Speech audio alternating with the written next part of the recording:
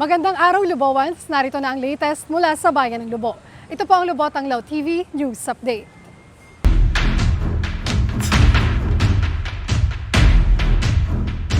Muling nagkaloob ng libreng toilet bowl sa barangay ang Municipal Health Office. Bahagi pa rin ng programang pangkalusugan ng pamahalang Bayan ng Lubo.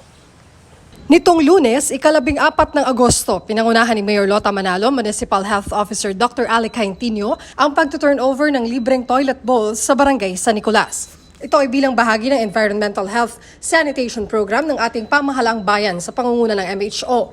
Matatandaan nito ring ika-4 ng Agosto, nagkaloob din ng toilet bowls sa barangay Balatbat at San Miguel. Samantala, nitong Miyerkules, ika-16 ng Agosto, isinagawa naman sa Barangay Haybanga ang turnover ng rice milling machine at rice thresher para sa Malitlit Farmers and Irrigators Association na isang samahan ng magsasaka sa naturang barangay. Ito ay proyekto ng Department of Agrarian Reform sa ilalim ng Climate Resilient Farm Productivity Support at naisakatuparan sa pamamagitan ni Mayor Lota Manalo at ng ating Municipal Agriculture Office.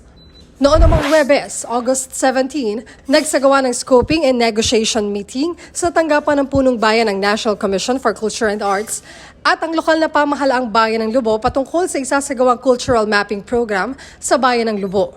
Layunin nito na isabuhay at saliksikin ang kasaysayan ng ating bayan at ganap na kilalanin ng ating kultura.